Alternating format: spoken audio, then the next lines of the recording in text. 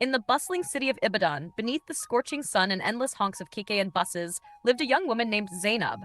She was only 26, but her eyes told stories of hardship, resilience, and quiet hope. Zainab was not your everyday lady.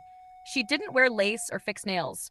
Instead, she wore oil-stained overalls, had a rough scarf wrapped around her head, and always smelled faintly of engine grease.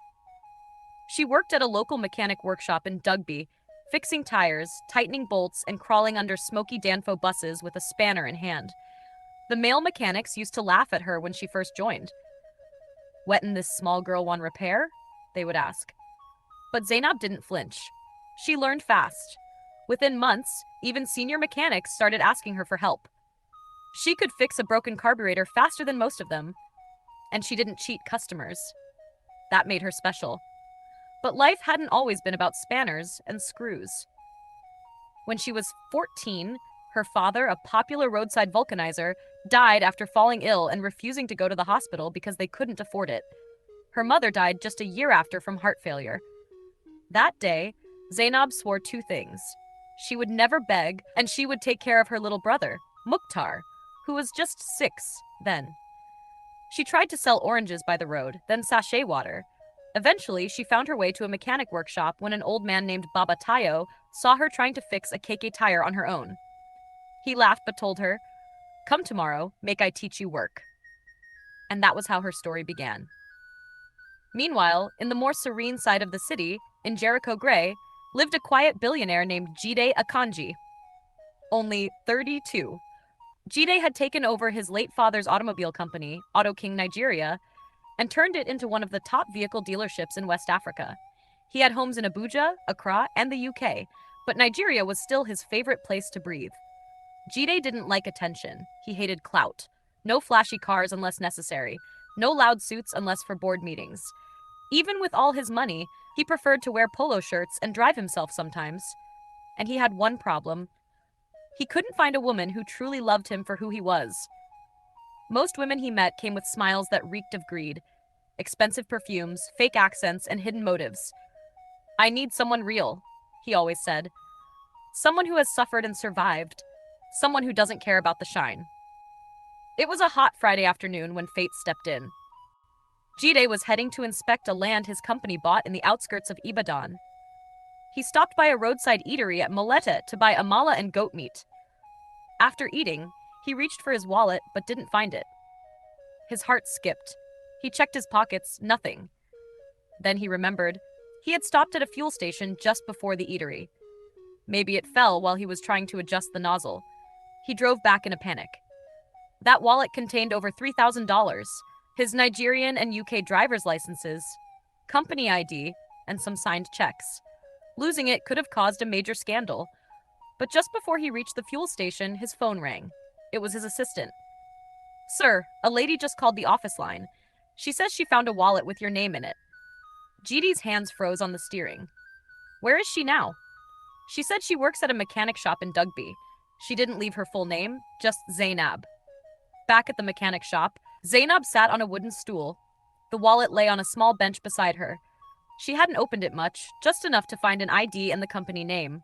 Her boss, Baba Tayo, had looked at her with pride. "Z, you're different. Many people would have taken the money and thrown away the rest." Zainab just smiled. "It's not mine, and if I take it, my brother's hands will suffer the curse. I'd rather return it." Just then, a black Toyota Prado pulled up near the shop. Everybody paused. The car was too clean for the environment. Jide stepped out. Tall, clean-shaven, wearing plain jeans and sneakers, he walked straight toward the workshop. "Good afternoon," he said, his voice calm but firm. "I'm looking for someone named Zainab. She found my wallet." Zainab stood up slowly. Her face was covered in light dust. Oil stains ran down her sleeves. "Good afternoon, sir. I'm the one." Jide blinked. For a second, he was stunned. He had expected someone older. Not a young woman with oil on her face and tired eyes. She walked into a corner, picked the wallet, and handed it to him. "I found it on the floor near the fuel station. I tried to call the number on the business card inside." Jide opened it. Everything was intact. He looked up at her. "You didn't take anything?" Zainab smiled. "No need. I have hands. I can work." There was silence. Then Jide chuckled. "That's rare." He turned to Baba Tayo and introduced himself. My name is Jide Akanji. I own Auto King, and I'd like to speak with Zainab privately if it's okay. The old man nodded. Go ahead, but don't waste her time. Workday. They stood by the side of the shop, under the mango tree. I've met so many people who look rich but have empty morals, Jide said. But today, I met someone covered in dust but full of dignity. Zainab chuckled. That's deep. I mean it, he said, then paused. Please, can I get your number? Zainab hesitated, but something about his eyes made her believe. She gave him her number. Jide smiled. Expect my call. She nodded. Okay, sir. As he drove away, Zainab stood there, still holding her spanner, watching his car disappear into the traffic. She didn't know what to expect next, but her heart was calm. Far away in his car, Jide was smiling too. He had met many people, but this one, the mechanic in dusty clothes with clean character, had already left a mark. 2 days after their first meeting, Zainab sat outside the workshop during her break, sipping cold sachet water and scribbling some figures into her notebook. She was calculating how much she needed to pay Mukhtar's school fees for the new term. 12,500 for tuition, 3,000 for books, 2,000 for uniform mending. She mumbled, tapping her biro against her chin. Her stomach growled. She hadn't eaten since morning, but she ignored it. Feeding her brother came first. Then her phone vibrated. Unknown number. She frowned. Hello, she answered. Zainab, good afternoon. This is Jide Akanji. She blinked. Sat up straighter. Ah, good afternoon, sir. Please call me Jide, he said, his voice soft. Are you free today around 5 p.m.? I'd like to take you somewhere. Zainab hesitated. To where, sir? Just to a quiet place to talk. No pressure and no strings. You've been on my mind since Friday. I just want to know you more. She was silent for a moment. The last time a man said such things, it ended in betrayal. But somehow she believed him. Okay, she said quietly, but I'll wear my workshop clothes. I no get dinner gown o. Jide laughed, a real deep laugh. Come as you are. That's the you I want to see. At 5 p.m., a silver Lexus SUV pulled up outside the workshop. Heads turned. Mechanics dropped spanners. Baba Tayo peeped from behind his corner and smiled. Your visitor Don come, he teased. Zainab wiped her face with a rag, dusted her trousers, and walked toward the car with her usual calm. Jide stepped out and opened the passenger door for her. She looked at him, surprised. Sir, I fit enter myself, oh. I know, he said, smiling. But allow me. As they drove through the dusty roads, Zainab kept her hands on her lap, quietly watching Ibadan roll past through the window. She hadn't been to this part of town before. With its tall trees, quiet streets, and fresh air. They finally stopped in front of a quiet garden restaurant. It had no loud music, just birds chirping and the scent of grilled fish in the air. They sat at a wooden table under a mango tree. Order anything you want, Jide said. She looked at the menu like it was written in Latin. Please, what is mashed plantain with goat tongue reduction? Jide laughed again. Forget that one. You want jollof rice and grilled fish? Her eyes lit up. That wasn't a better food, they ordered, and as they ate, the conversation flowed. Zainab told him about her life. Her parents, the struggles, Mukhtar, how she learned mechanics because she was tired of hunger. I wanted something people wouldn't expect a woman to do. That way, I'd always be needed. Jide watched her closely. You're incredibly smart, she shrugged. Smart no day bring money if you know work hard. Then she asked him, what about you? Billionaire with humility. How come? Jide leaned back. I lost my mother when I was 12. My dad raised me like a soldier. He taught me how to wash my car before I could drive it. Taught me that pride kills faster than poverty. Zainab smiled. Your papa try. Silence fell between them for a while. Not awkward, just peaceful. Then Jide said something strange. Do you believe in destiny? Zainab looked up, confused. Why, you ask? He smiled faintly. Because meeting you feels like something that was written a long time ago. Her heart skipped. She didn't know what to say.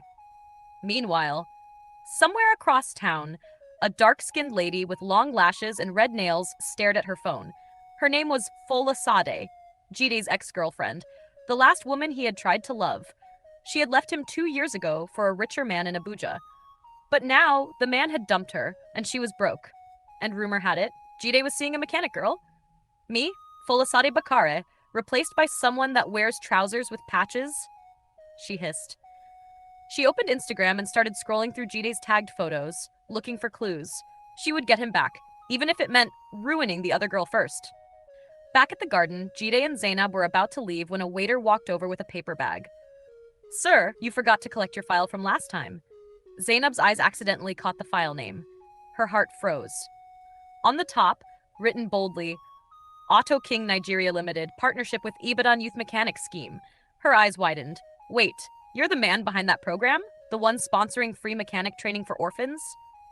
Jide paused, unsure of what to say. Yes. Why? She stood slowly. My brother Mukhtar, he was shortlisted for that training. I applied for him with fake credentials because he was too young. Jide stared at her, stunned. Zainab's face turned pale. I'm sorry. I shouldn't have lied. I just wanted him to have a better life. Jide stood, too. He placed a gentle hand on her shoulder. Zainab, you lied for love. That's different. You could have stolen my wallet. You didn't. You could have lied about yourself to me. You didn't. She looked down, tears filling her eyes. It's just, the world has been unfair. I do what I can. Jide touched her chin gently, raising her face. Then let the world start being fair, from today. The next morning, Zainab stepped into the workshop feeling like a butterfly wearing boots. Baba Tayo looked at her with a mischievous grin. Mechanic way day dine for garden restaurant yesterday. No forget say engine oil no be perfumo. He teased. She blushed and rolled her eyes. No ordinary dinner way no even reach 2 hours. But even as she said that, her thoughts lingered on Jide. The way he smiled, the way he listened. She had never met a man who made her feel safe without trying to control her. But the safety was short-lived. Meanwhile, across town, Folasade tapped her long red nails against the table impatiently as the cyber cafe attendant printed out a stack of pages. She had spent the night digging. Every trace of Zainab Yusuf online. Facebook posts, tagged photos, comments, workshop mentions, even a deleted WhatsApp group from their polytechnic days. Then, she struck gold. A news headline from 2 years ago. Female poly student suspended for assault and theft allegations, Zamtech Polytechnic. She zoomed into the blurred image of the girl in coveralls with swollen eyes and a bruised cheek. It was Zainab. Bingo, Folasade whispered, her lips curling into a wicked smile. She wasn't just going to ruin Zainab. She was going to humiliate her. Later that day, Zainab was fixing a faulty alternator when her phone buzzed again. A strange message came in. Does Jide know about your polytechnic disgrace? Her heart nearly stopped. She looked around. No one was watching her, but her hands began to tremble. Her mind raced back to that dark day in Zamtech. Flashback. 2 years ago, Zamtech Polytechnic, Osun. Zainab was in her final year, living in the hostel. One of her roommates, Aisha, had accused her of stealing 15,000s. It wasn't true, but nobody listened.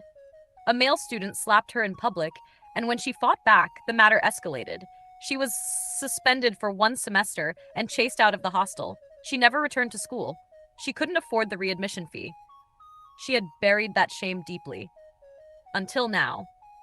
Later that evening, she sat alone under the mango tree behind the workshop. She clutched her phone, reading the message over and over. Then another one came in. Tell him yourself, or I will. Fola. She bit her lip so hard it bled. That same night, Jide stood in his home office, sipping tea and reviewing partnership proposals. But his mind kept drifting to Zainab. There was something about her, a fire that poverty couldn't kill and a softness that hardship hadn't destroyed. Just then, his phone rang. It was an unknown number. He picked up. Jide Akanji speaking. Hello, dear. Long time. He froze. That voice. Fola said it. What do you want? I want you to know that the girl you're playing Romeo with is a liar. Google Zainab Yusuf Zamtech, that's who she is. He didn't reply. She continued. I still care about you, Jide. I made a mistake leaving you, but don't make a bigger mistake by letting her in. She's not who you think she is. She hung up. Jide stood still for a long time. Then slowly, he opened his laptop and typed the name. The headline popped up, his jaw clenched. He sat down and read every word of the story. And then, he sighed. The next day, Zainab stood at the bus stop in the morning, waiting for a keke when a sleek SUV pulled up. It was Jide. She hesitated. Her heart thumped hard. She hadn't told him anything yet. Did he already know? He stepped out and walked toward her. I wanted to pick you up myself today, he said gently. We need to talk. She nodded, not meeting his eyes. They drove in silence for a few minutes. Then Jide pulled over by a quiet roadside. He turned to her. Zainab, he said softly, I read the story. Tears gathered in her eyes. She turned her face away. I was young. I was angry. I was falsely accused. But when I fought back, I became the criminal. He nodded. I believe you. She looked at him, stunned. I've seen people lie to gain power. You? You didn't lie to gain anything. You lied once, to give your brother a future. That's not wickedness. That's survival. A tear rolled down her cheek. Thank you. But, he said, there's one thing I need you to promise me. Anything. No more secrets. If we're going anywhere with this, you must let me into your truth. She nodded slowly. Okay, but only if you let me into yours too. He smiled. Deal. They shook hands, laughing softly like old friends. But as they drove off, someone in a black Toyota Camry snapped their photo from a distance. Folasade wasn't done. Not yet. Zainab had never felt so light in weeks. Gidi's acceptance meant the world to her. She smiled all through the ride to work, even humming as she tightened bolts and changed brake pads. Baba Tayo noticed. Love day sweet this one. Make dem no pour engine oil for your heart-o. Zainab only laughed. But by noon, the storm hit. It started on Twitter. A faceless gossip blog tweeted, Mechanic Bay or Criminal Queen? Meet the pretty grease babe who was suspended for assault and theft in Zamtech years ago. Men, shine your eyes. Zainab Yusuf exposed. Attached was the blurry image from the old article, her swollen face, stained coveralls, and name boldly written. Then Instagram blogs picked it up. Then Facebook. Then WhatsApp. And before 1 p.m., the whole of Lagos mainland knew. In the workshop, Baba Tayo's phone buzzed non-stop. So did Zainab's. A female customer walked in, took one look at Zainab, and turned back. So she's the thief working here? God forbid! Zainab's knees weakened. Her fingers dropped the wrench she was holding. Tears burned her eyes, but she forced them back. She walked away from the workshop floor and hid in the small restroom. Her phone was blowing up. Dozens of unknown numbers. Old classmates. Voice notes. Even a message from Aisha, the girl who falsely accused her. Karma is sweet. I warned you that your lies would catch up with you. Enjoy the spotlight, thief. Meanwhile, Gidi's phone rang endlessly. Board members. Clients. Friends. Jide, is it true you're dating a girl that was suspended for stealing? Bro, this girl is trending for the wrong reasons. This could ruin your reputation. You're a CEO. You need to be careful who you associate with. Back at the workshop, Zainab wiped her face and stepped outside. She couldn't hide forever. But as soon as she appeared, a group of area boys across the street began chanting, Ole! Ole! Zamtech thief! One even mimicked her voice. I know steal, oh, Nalidem lie for me! She turned and ran, not knowing where her legs were going. She ended up at a small mechanic shed, her first workshop after her polytechnic disgrace. The old man who ran it, Papa Desmond, had taken her in then, and somehow her legs had brought her back. Meanwhile, Gidi was in his office. He stared at his laptop, the blog posts, the comments, the hashtags. Grease girl, Zamtech thief, mechanic love story turns mess. Then he stood up, took his car keys, and drove. At Papa Desmond's place, Zainab sat quietly under a rickety fan. You think say shame na your end? The old man said gently. You be woman we don't pass fire, no let smoke blind your future. Just then, Jide walked in. Zainab stood. You saw it? She asked softly. I saw everything, he replied. Then he walked to her, took her hand, and said loudly, So what? She blinked. What? You made a mistake. Or maybe life made it for you. But I know your heart. That's what I'm standing by. She started to cry. But he wasn't done. He turned to Papa Desmond. I want the address of whoever published that story. And I want to know who sent it. Hours later, a tech-savvy friend of Jide traced the leak to an anonymous email, linked to an Instagram account, tied to a burner number, used by Folasade. He didn't tell Zainab yet. 3 days passed. Jide did something unexpected. He called a press conference. Not for business, not for charity, but to defend Zainab. In front of reporters and flashing cameras, he stood beside her and said, This woman right here was judged for defending herself. She was punished for surviving. She did not steal, and I refuse to let anyone cancel her because of a biased headline from her past. The room went quiet. The press was stunned. Zainab stood tall, her hands trembling but her chin raised. That night, Folasade watched the press conference on her iPad, fuming. She flung the tablet across the room. He picked her over me after everything I've done? She walked to her closet, opened a small wooden box, and brought out an old photograph of her and Jide, arms wrapped around each other, smiling at his graduation. Then she whispered, "If I can't have him, no one will." The news of Jide's public defense of Zainab broke the internet. Some praised him, others mocked him. But Folasade? She sat in her Lekki apartment with clenched fists, watching the applause roll in for mechanic Cinderella. "Let's see how sweet your love is after prison," she hissed. The next morning started bright. Zainab woke up to new calls for TV interviews, mechanic brand endorsements, and even a women's empowerment program invite. Jide had become her shield and her amplifier. They had breakfast together, Akara and Pap sitting on the bonnet of his Range Rover in the mechanic yard. Zainab laughed as he tried to balance the cup in his suit trousers. "I can't believe you did a press conference for me," she said softly. Jide smiled. "I've never met anyone like you." But by noon, the air shifted. Zainab was fitting a tire when two plainclothes officers walked into the workshop. "Zainab Yusuf?" one asked, flashing an ID. "You are under arrest for fraud, impersonation, and obtaining by false pretense." The entire workshop froze. What? Fraud? Who did I defraud? But the officers didn't explain. They handcuffed her in full view of mechanics, customers, passers-by, even children from the nearby school. Phones came out, people filmed. "Nah, the Zamtech thief again?" Edon reached police level. "So the guys stand by her for nothing?" Baba Tayo ran forward. "Wait, let me call her Oga." "No need," one officer said. "Her Oga can meet us in Panty." At the station, Zainab sat in the interrogation room for hours. The petition had come from someone claiming to be a concerned citizen. The person alleged that Zainab had impersonated a certified engineer, used fake credentials, and scammed customers by inflating prices. She was stunned. Who wrote this nonsense? But the police wouldn't say. Jide arrived at 4:30 p.m. He stormed the station, lawyer in tow. "You arrested her publicly with no investigation? No warrant based on an anonymous report?" The DPO explained gently, "Mr. Jide, we're following procedure. She'll be granted bail. But this matter has gone to the CID already." Jide's lawyer filed for her release, and by 7:10 p.m., Zainab walked out, exhausted, broken, eyes dull. But outside the station, reporters were waiting. "Zainab, what do you have to say about the fraud allegations? Is it true you used forged certificates?